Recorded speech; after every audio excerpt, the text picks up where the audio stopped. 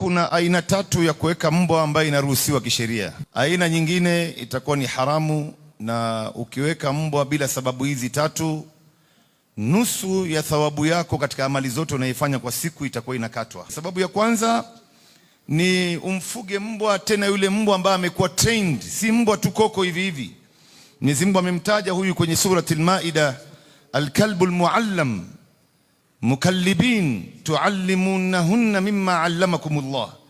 Yani ni wale mbwa wamekuwa trained na wakawa ni mbwa ambao ni wasafi, wanaoshwa, wanaogeshwa, wanapewa dawa, wanalishwa vizuri.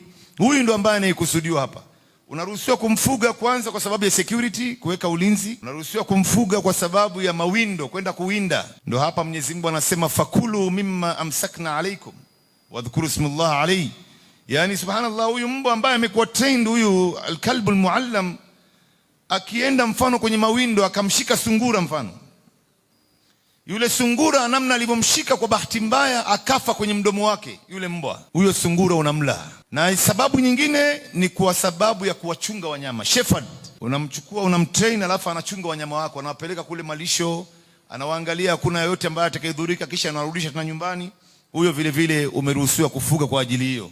Hizi ndio sababu tatu ambayo inaruhusiwa kufuga mbwa.